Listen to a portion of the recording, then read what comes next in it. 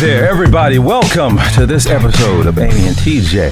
T.J. on the mic. Now, Robach right next to me on her own mic. How you feeling today, dearest? I'm feeling good. Oh, yeah? Great, actually. Yeah, we've got a busy, fun week ahead. I'm excited. Busy, fun week ahead. We have a busy, fun kind of episode ahead. In this episode, you're going to hear a royal Photoshop controversy that I still don't understand.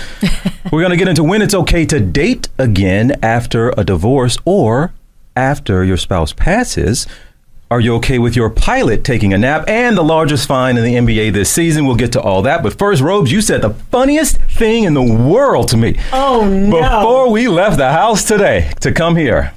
Do you not even know what you said that was beyond hilarious? I held it in because I didn't want to give it up before we came and recorded the podcast. You saved it for the microphone? Saved it.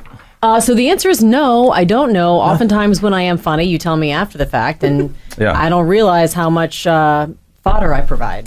This was funny. It's a doozy, huh? I have not been feeling great for the past couple of weeks. Really, I'm trying to figure it out. I'm losing more weight than I need to. A lot of running, and I know my diet has changed a little bit. Done some things weird, but I ain't feeling well. Right. And you were concerned about that. I was concerned about that. I started Googling it, which we're told oftentimes not to do, but I came up with my non-medical opinion that you could possibly have some sort of vitamin deficiency because you don't eat meat. You very rarely do. And I know sometimes when you're vegan or vegetarian, you do have a bit of an extra effort you have to make to get some of those proteins that we would normally get from animal fat. So I was looking up that maybe you have a vitamin B12 deficiency or maybe you have a vitamin D deficiency. And now I know what you're laughing about. There it is. Oh, here it comes, folks. Here it comes. Oh, yeah. But okay. So wait for it. I came to the conclusion that I really wanted you to go to the doctor to get a blood test. Okay. Is that what you want me to do, sweetie? Yes. Are you having a difficult time getting me to go along and get this blood work that you think I so desperately need for my health? You said, good and well, I'm not going to the doctor. And so then I started looking up at-home kits you could order, and you just have to prick your finger. And when you came in the room and suggested that, what did I do? What did I say? You laughed at me. But guess what? I have an announcement to make. Mm-hmm. Because that's so funny I didn't put two and two together that you were going to say this, and I didn't know what you were referring to, and you said I was so funny.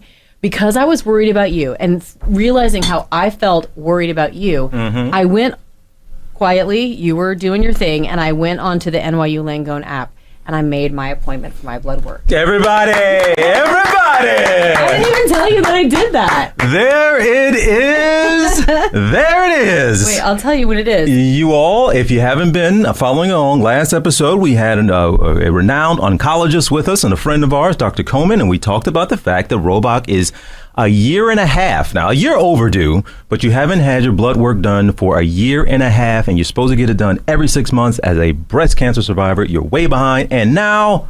What? With my oncologist, that's what she suggested. Everyone's different. So you can see right there, Tuesday, March 26th, Dr. Oratz, 4 p.m. There it is. And I did it because I realized what it felt like, literally, in that moment, to be worried about you and hearing you saying, ain't no way I'm going to an urgent care. I'm not going to a primary care doctor. I'm not doing it. I'll just try to figure it out, wait and see. And I felt frustrated. And then I thought in my mind, and it's funny, I didn't admit it to you, but inside I was like, oh my God. I'm doing the exact same thing. So then I went and made the appointment. What do I always say? I love watching your process. But when you said I said something funny, I had no idea what you were referring to. Because that is absolutely hilarious. Now, folks, please know, last episode we did, which not quite a week removed from recording it, but with 5 or so days. I hadn't made the appointment. We were on that podcast, and your words were, you know what? No. I'm going to take it further. I'm going to tell you how far along I was willing to take this today. From our transcript of the last episode. Oh my gosh. TJ, what would your doctor say upon hearing you've gone a year past getting blood work done as a breast cancer survivor? Amy, she would tell me to make an appointment for my blood work. TJ, how soon? Amy, probably should call when I'm done with this podcast.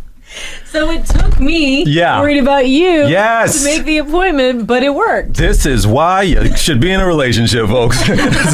They can save your life sometimes. Are you surprised that I did that today? I am shocked. I didn't tell you. Yeah, but the only reason it came up is because you're looking at, you worried about me. Get a blood test. And then I realized the pot I was the pot calling the kettle black, and I needed to go ahead and do something. But this is great news. It is great to hear. So March 26th, we're going, huh? Yeah, it's happening.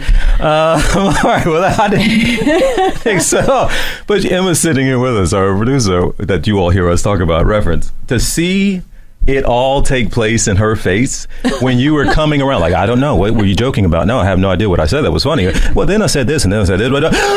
Oh, yes, the light bulb. You could actually see the light bulb go off in my head. Yes, I love it. Okay, that was the health update. Yes. First, we started the week. I guess, is it busy that we started our week with a big? Was it an Oscars party? It wasn't an Oscars party. It was like an Oscars gathering of your daughter, my daughter, and us.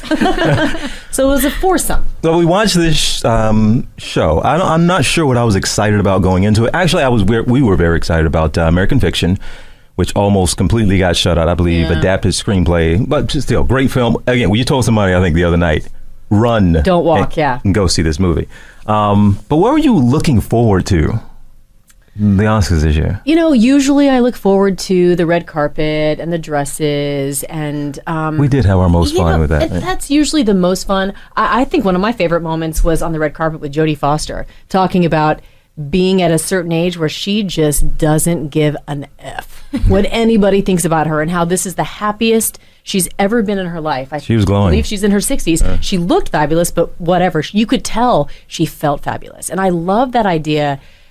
As women, you know, I think a lot of us fear getting older and being irrelevant and, you know, all of the things that come with aging. To see someone that vibrant, that successful, that amazing, and saying, and you could tell with truth in her voice, that this is the happiest she's ever been in her life because she doesn't give an F. I think that is the one amazing thing that comes at a certain point when you've earned the right to feel that way. And we all should be able to feel like that. You there yet?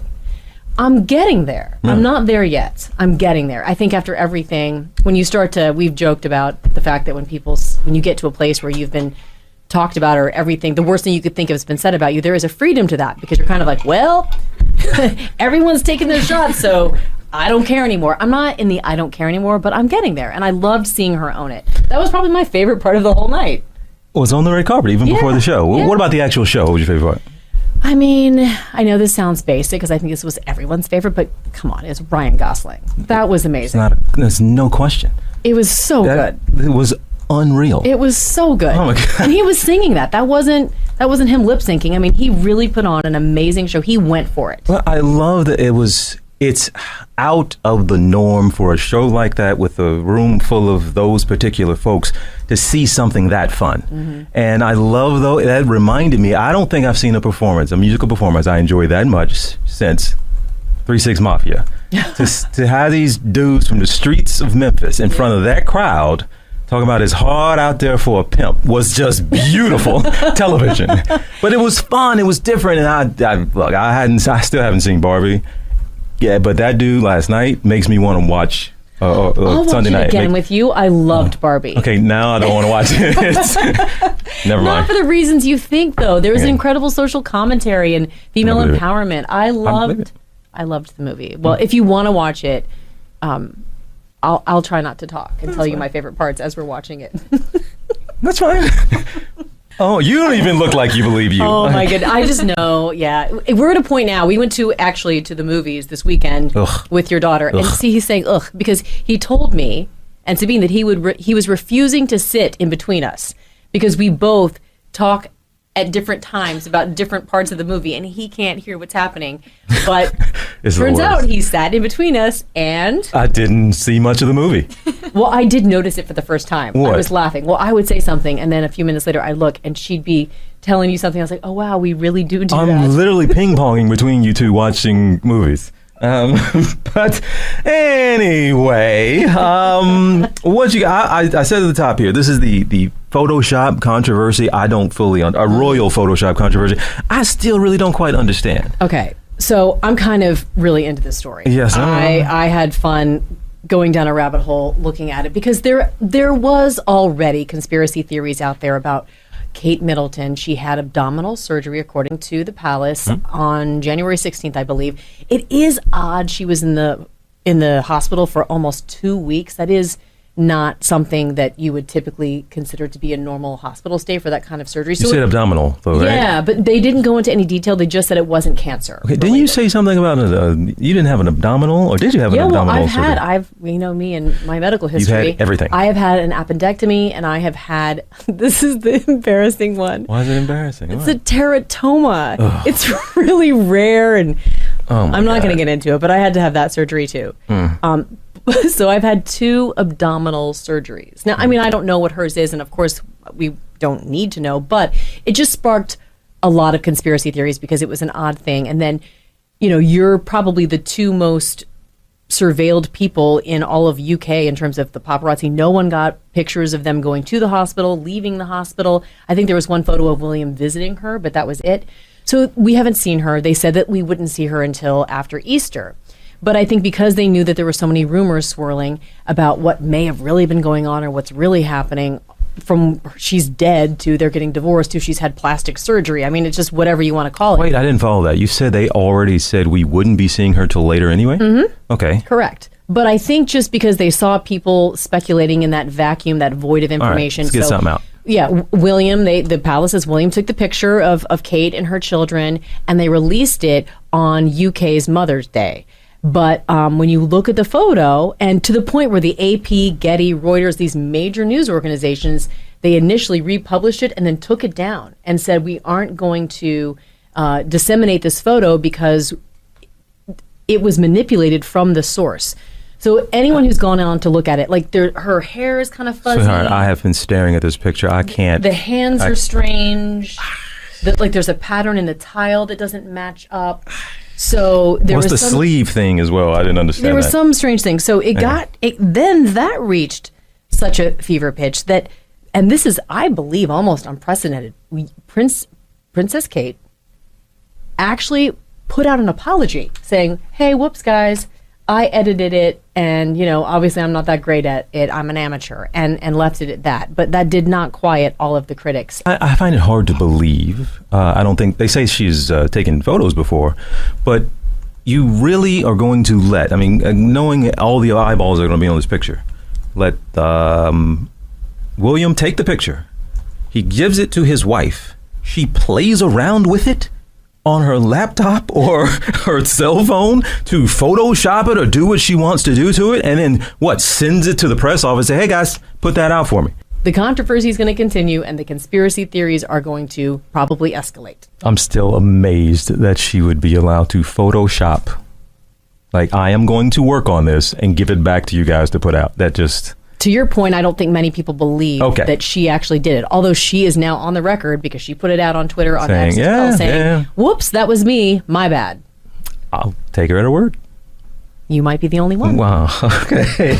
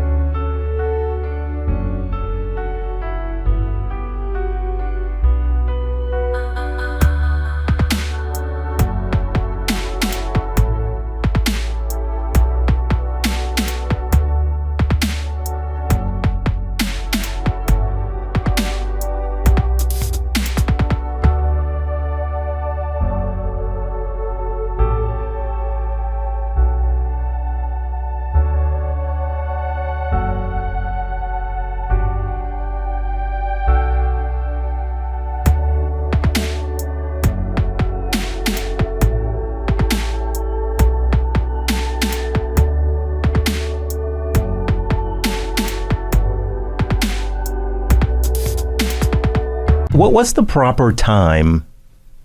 What is the answer to that question? If you're married, your spouse passes, how soon can you then start to date again and it not be distasteful? Yes.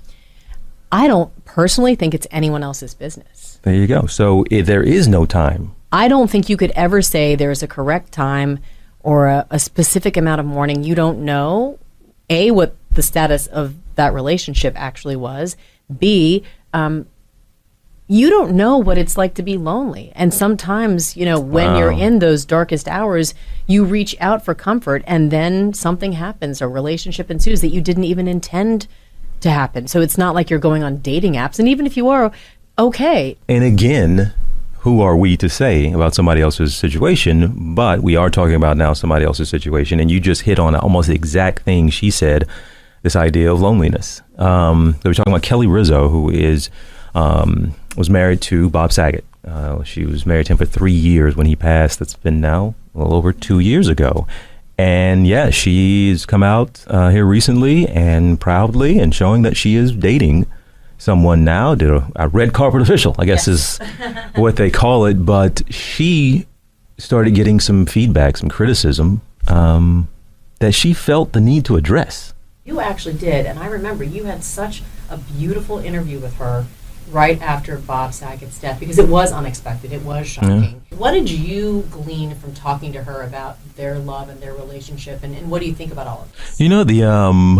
The thing from that day, the interview I remember most, is when we were done. I was with her for a couple hours. We were done. The crew was putting up and said bye to her. I thought she was gone because we were at the back of this house, thought she was gone. I went back in, and she came back in and was in tears just and thanking me for the platform, thanking me for how we handled her delicately through the process. I remember that personal interaction, and that's when I saw, I guess, more of the pain of a woman who she was so composed, and she cried a little during the interview, but she was so composed. But that's when she didn't feel like the wife of a star. She didn't feel like the actress or the podcaster, and she's a public figure in her own right. She didn't feel like that. She was a woman who just lost somebody she loved, and that stood out to me more than anything. So I was surprised you brought this to my attention. Like, she's being criticized to the point she had to come out. She put out a couple of videos on TikTok in which she was actually trying to explain her. That's not the right word. What's the right word?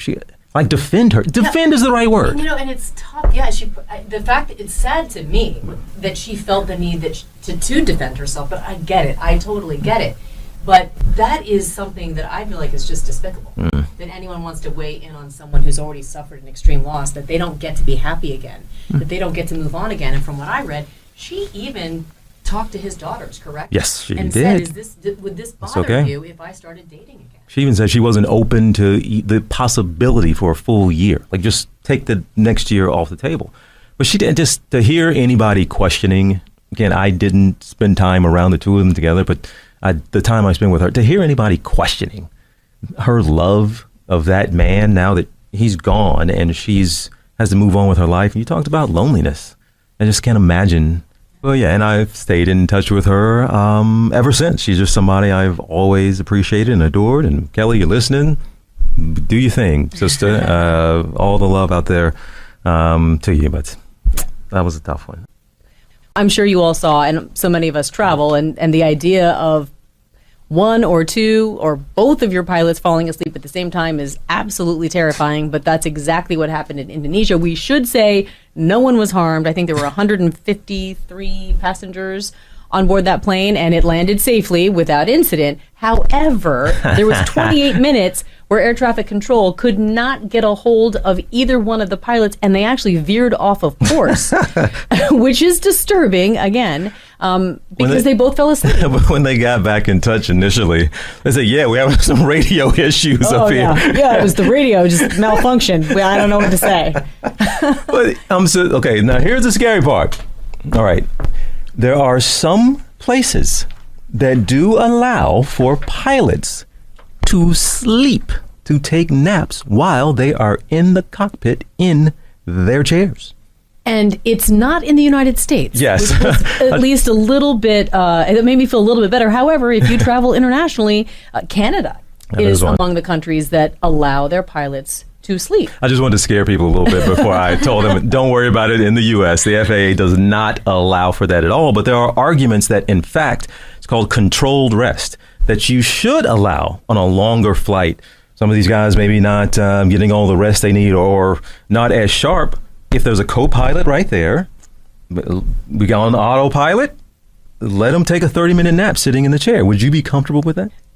I don't know. I think that's a tough one for me. I saw that if it's an 8-hour flight or more, they actually have beds. They have a room for the pilot to go and sleep for 30 minutes. 40 minutes, I think, is the most they can sleep. And then they have to have at least 30 minutes after they wake up before they land, which I appreciate because anyone who's woken up from a nap knows you're not at your sharpest. So that is a little concerning to me.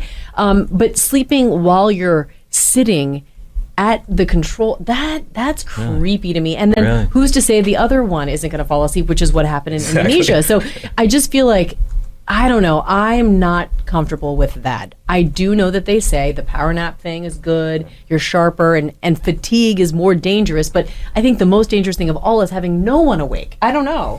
Hey, call me crazy. I even asked you, in what other profession where people's lives are in your hands are you allowed to sleep on the job? I mean, that's not an apt comparison. I don't think we can... I mean, firefighters aren't taking a nap on the way with the siren on. Yeah, my surgeon doesn't need to take a power nap while he's got me open so we can be sharper. I don't know.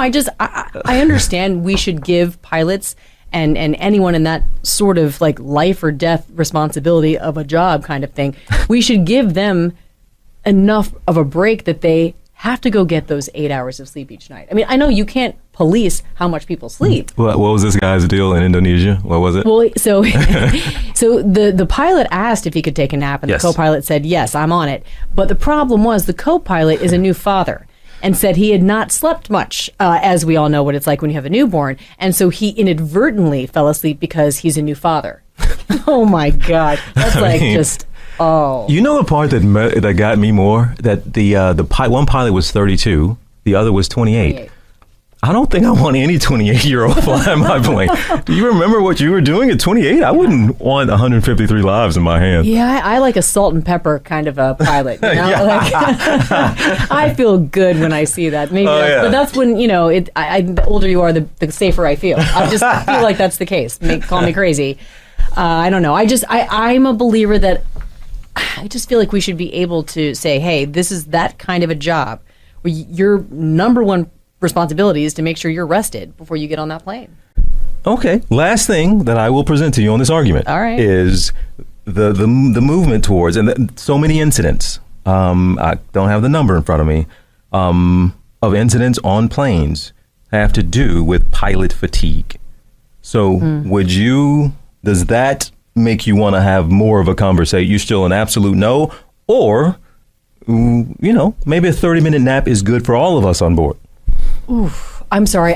The longer flights where they go and they go into the bed and the other person clearly knows that it's on them to be responsible, I don't feel comfortable with them napping while they're at the controls. I'm sorry, I just don't. That's fair.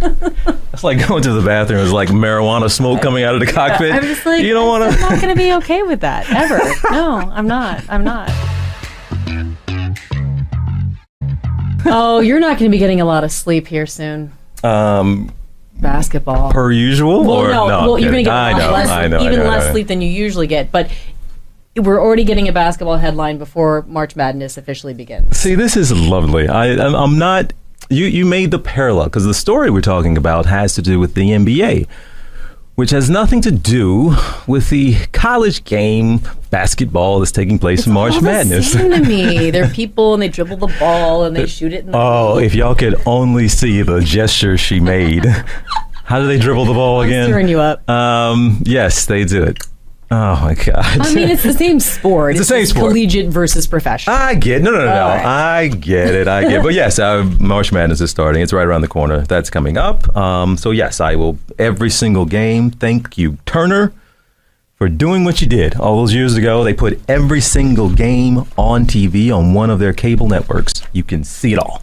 I know. Every game. I know. I even said, wait, why was I watching basketball this weekend if it hasn't even officially began? That was Duke, North Carolina, but okay. It was a good game. It was a great game. I'm getting into it. But this is what the basketball headline is, that the biggest fine in the NBA has just been handed out for the season. The biggest fine of the year. And it goes to Mr. Rudy Gobert of the Minnesota Timberwolves. He has been fined $100,000.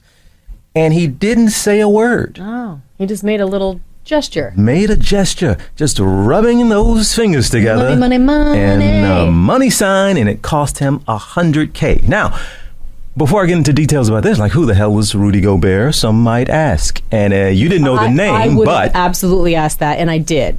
And as soon as I said who he was, you're like, oh, that guy. That guy. Yes, he is patient zero, I guess, in the NBA when the pandemic hit.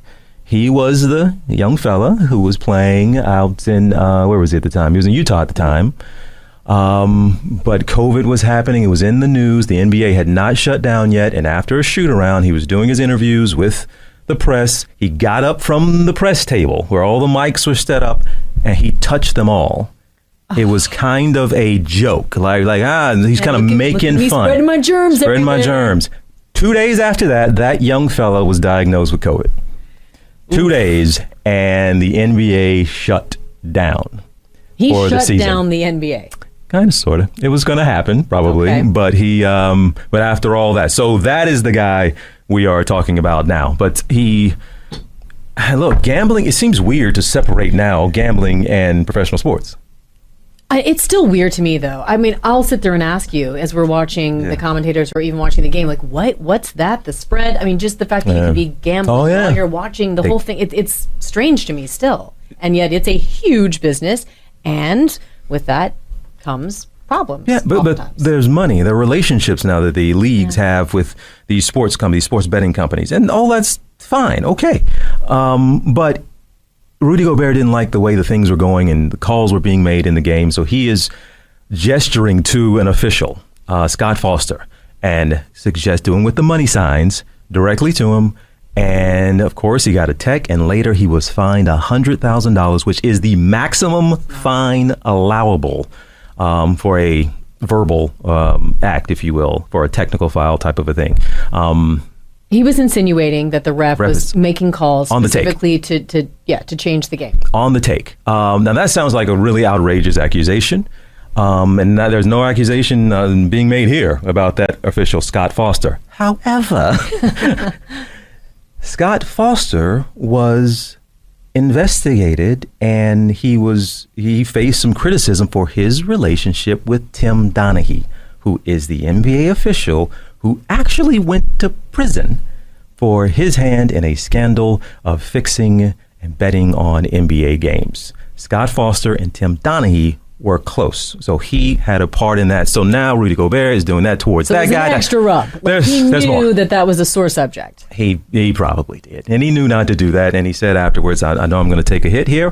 Didn't it cost? Some people would argue that cost them the game because they went into overtime and lost. Oh yeah! Oh goodness, yes. Oh, absolutely! Look at you reading up. I'm getting better. Look at that! You see the little shoulder shimmy there. Although I didn't know what the money sign was, I was like, "What could that be?" I was trying to figure it out, and then when you rubbed your fingers together, I was like, "Oh." Wait, what's your money sign? Is it more like this? I didn't know what it was. I was like, what did he make the dollar sign? I didn't know. I was trying to figure out what the money sign was. So yeah, full disclosure, I'm not totally there yet, but I'm working on it. Oh, we are working on a lot of things, and we are working on a lot of things this week. This is going to be a very exciting week. We should give this update. We have something exciting coming up here in town, here in New York. We are going to be putting on a little bit of a live event in which we're going to be able to interact with the public and take some questions and rub some elbows and maybe record a podcast in the meantime. Yeah, we're going to have a live audience. Can we say where? Yeah, we're going to. Yeah. It's at Soho House here, and so it's open to members. And we're very excited about actually getting to do our thing in front of people who we'll have a captive audience. Isn't that great? Yeah, it's kind of fun. They can't go anywhere. No, they could. They can leave. There's going to be a bar dedicated to them in the room. They're not going anywhere. They're not going anywhere. There's going to be alcohol served. That's right. That makes a lot of sense. No, we're really excited. We've never done this before. It's kind of taking podcasting and broadcasting and performing all in one. There'll be a little bit of a stage, and it's exciting. Hoping that we see some of you who are listening with us on Thursday, and then maybe we can see more of y'all later in the year. And we should note as well, this is we are really excited about doing something like this, and we are going to be making sure that it is worth your time. Should I say that? But it's a special enough evening that we both wanted our parents to be here. We can tell you that they are not going to be able to make it for reasons that we kind of discussed here already. But you just got officially word today. I got word last week. Our parents can't travel. Yeah. My mom, by doctor's orders. Yes. My mom can't travel because she literally shattered her shoulder, and it's just been 2 months. They said she has 6 more weeks before she'll be cleared to get on a plane. Yeah, it certainly wasn't going to be able to get on a plane. So life happens. Parents get older, and these are things that do come up. The timing is bizarre that both of our parents are literally cannot travel to come to New York. Because our parents, they'd be here. They would be in the room. Walk through fire to come see us. My mom and dad were so disappointed. I listened to your dad. Your mom just called actually right before we sat down here to tape this, to record this. But no, they're devastated they can't be here. So we're hoping they recover, they get better, and then they can be at that next one I was talking about. We'll see where it is. They might have to buy tickets to that one though. But no, it's funny. You were talking about my dad. He sounded so. He was apologetic. Yeah. And that not being able to be here. But that's all right. It's all right, Pops. We're good. And we are hoping that it'll be a fun night. Anyway, we'll send them the transcript. No, but we want to thank everybody for being with us today. As always, want to let everyone know you can follow us at Amy and TJ podcast on Instagram. We have our individual ones. We're on TikTok as well, although we need to do a better job at posting some stuff. We haven't done it lately, so that's why we have Emma. Yeah. But have a great rest of the week, and we'll talk to y'all soon.